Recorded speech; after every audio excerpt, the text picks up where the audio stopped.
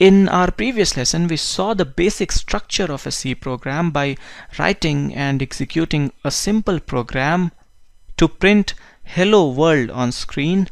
But printing hello world on screen is not doing something very meaningful. In a typical task that we would like to perform using a computer program, we will have some data and then we will have to perform some operations on these data. Let's try to understand this through an example. Let's say we want to perform this task of calculating simple interest. The data that we will work upon will be principal amount, which will be a positive number. It can be a real number because it can have fractional part. Rate of interest, once again, it can be a real number because it can have fractional part. Time in years will be a positive integer. To calculate the interest, we will have to perform 2 multiplication operations and 1 division operation. We will have to use this formula. Even if we want to perform all this computation manually, we will have to collect and store all this data somewhere. If the data is not too complex, we can store it in our own head, in our own memory. Else, we will have to write it down on a piece of paper.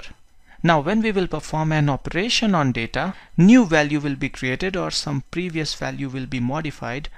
Once again, all of this has to be stored either in our own memory or on a piece of paper. Now if we will try to solve such a problem using a computer program, first of all the data that we want to work upon should go to computer's memory. And if some operation is performed, newly created data once again has to be inserted, modified or updated in computer's memory.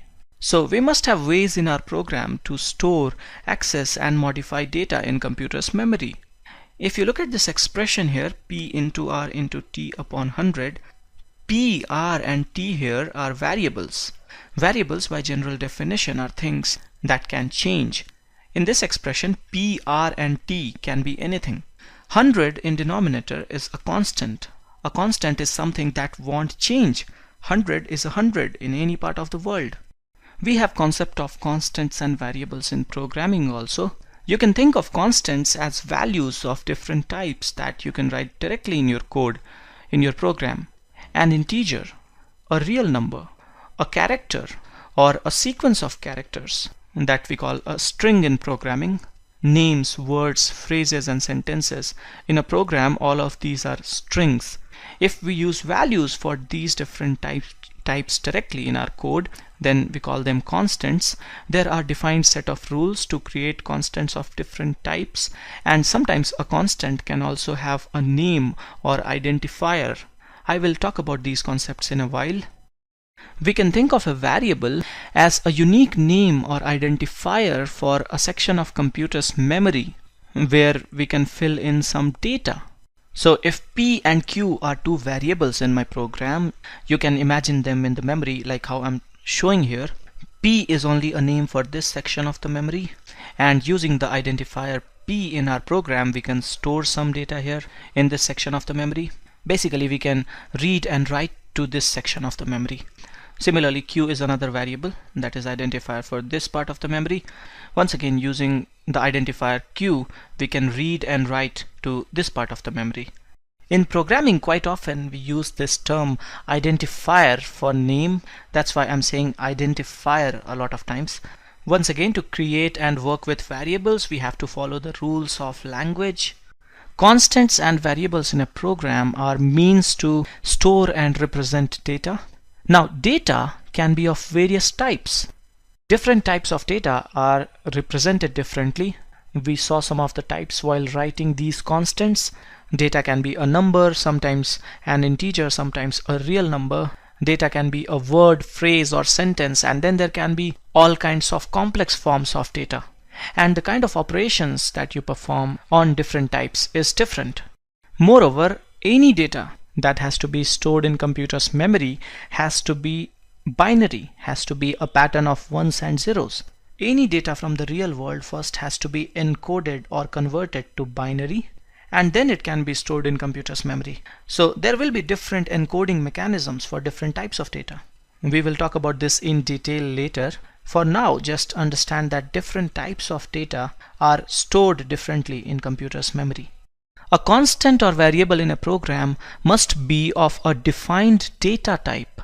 A programming language gives us definition for some basic data types that we call primitive types, and then the language gives us tools to create complex types or composite types using primitive types. So primitive types are already defined in the language, and composite types need to be defined by us. In our initial lessons, we will mostly be talking about and working with primitive types. Most famous primitive data types are int for integer, char for character, float for real number, and there is another one for real numbers. It's called double. Int, char, float, double, all of these are keywords. Keywords are reserved words that are always used in a program for a specific purpose with a specific meaning. So these keywords will always be used to mark the data type of something. There are some other primitive types in C. We will talk about them later.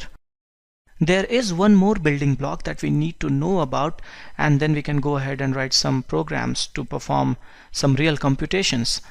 We must know about operators. Constants and variables are means to store and represent data. Operators specify what to do with data, what operation to perform with data. I will list down some of the operators. Operators are also of different types. We have arithmetic operators, plus minus for addition and subtraction, asterisk for multiplication, backslash for division, and percentile sign for modulus operation. These are arithmetic operators. A single equal to sign is called assignment operator. It is used to assign value to a variable. And we have operators that we call relational and logical operators. Two equal to signs is for equality operator. If you want to compare two values for equality, you use two equal to signs, and this is a logical operator. And then we have operators like less than, greater than, less than or equal to, greater than or equal to. These operators are called relational and logical operators. We will get to know these operators when we will use them in a real program. Constants, variables, and operators are combined together to create mathematical and logical expressions that would evaluate to something. For example, let's assume that p and q are variables of type integer, then p plus q will evaluate to the sum of values stored in p and q. P plus 2 will evaluate to the value stored in p plus 2. Now 2 is a constant here. 2 is a constant of type integer, and we can have complex expressions also, like this one to calculate simple interest. Let's now see how we can use these building blocks in a real program. I will start where I had left. This is the program to print hello world that we had written earlier. As we had discussed, a C program is organized in entities that we call functions. We must always have a function named main in our program. Program execution always starts with first statement in main function. There are some functions that are pre-implemented and available to us in what we call language libraries. To use those functions, we need to reference the language library to which they belong. This statement here, hash include stdio.h, is referencing the library stdio.h. Printf function that we are using here is part of this library. The first line that I have written here is a comment in my program. Comment in a program is text that is ignored by the compiler. It is not considered for execution. You write a comment in a program for things like mentioning the name of author of the program, or for describing problem statement, or for explaining some part of your code, all in natural language. There are two ways to write comment. If you write something starting two forward slashes, then everything starting the slashes till the end of that line is a comment in your program. You can begin a comment after a C statement also. Another way to write a comment is start with a forward slash and then put an asterisk sign, and then everything after that is a comment unless you close the comment with another asterisk sign and then a forward slash. In closure, asterisks would come first. Using this method, you can write a comment in multiple lines. Okay, so what I'm going to do now is I'm going to write a comment using constants and variables. So we are going to learn how to create constants and variables in a program. I'm going to leave this printf statement as it is for now. To use a variable in a program, we first need to declare it. To declare a variable, you write a statement like data type space variable name. A C statement must always end with a semicolon. This statement is a variable declaration. We have declared an integer variable, a variable of type integer named A. Basically what we have done is we have reserved some space in the memory to store an integer, and we can read and write to this memory using this variable name or identifier A. To fill in some value in this memory or this variable, and we can fill in all the integer because this is a variable of type integer, we can write a statement like A equal some constant and a semicolon to end the statement.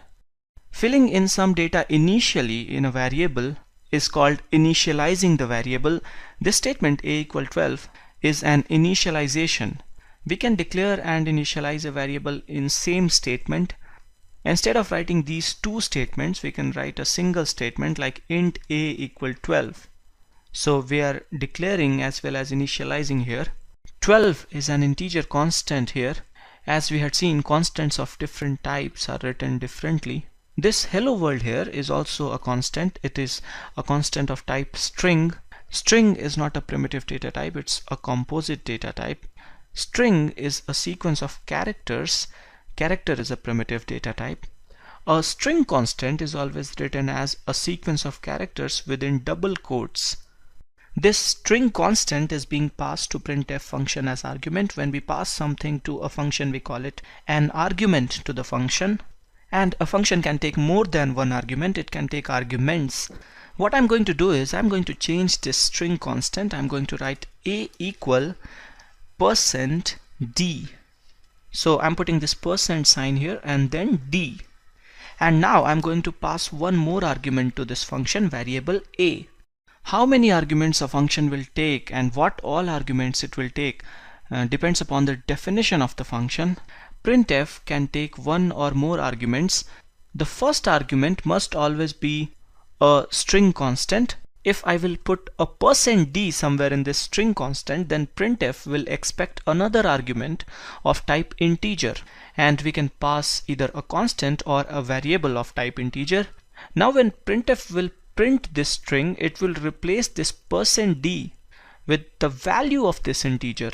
Things will be clear if I will run this program. Upon running the program, this is the output that I'm getting. Printf is printing the string, but it has replaced %d with value in variable A. This is called printing a formatted string using printf. If we only want to print the value in A and nothing else, we can get rid of this part. And now we are printing only the value in A. Printf is a magical function. It can do a lot of wonderful things. We will see all of that later. For now, this printf statement is printing the value in integer variable. Okay, so we are declaring and initializing an integer variable and then printing the value in that integer variable. Let's now create some more variables of other types. I want to create a character variable, so I will type in data type char and then I need to type in a name. I cannot use the variable name A again. Two variables within same function cannot have same names. And when I say same names, small a and capital A are different. You can have a variable name as capital A and it's fine. Now I can initialize my character variable with a character constant. A character constant is written as a character within single quotes. To print value in character variable, instead of writing %d, write %c and then pass the variable c as another argument. Printf will now print the character for you. Now I want to create a variable of type float, so I will be able to store a real number. Name of a variable doesn't always have to be a single character. It can be a set of characters. The rule to create a variable name is that you should start with a letter and then you can have letters, numeric digits, and one more possible character, underscore. Ideally, a variable name should be something meaningful from real world. And there is one more rule: your variable name should not be a reserved keyword in C. Keywords are supposed to be used for specific purpose in a program. Like break is a keyword, so you cannot have a variable named break. I will name this variable real underscore number. There can be no space in a variable name, so the underscore character can help bridge two words. We can initialize this variable with a constant of type float, and to print the value in this variable we need to say %f, and then we need to give the name of the variable as second argument. When I'm running this, as you can see, this real number is getting printed. Okay, so with this much we understand how to store basic primitive data in variables. In our next lesson we will see how we can take data as input from user of the program. Right now we are filling in all the data from within the program. We will also solve problems involving simple arithmetic. This is it for this lesson. Thanks for watching.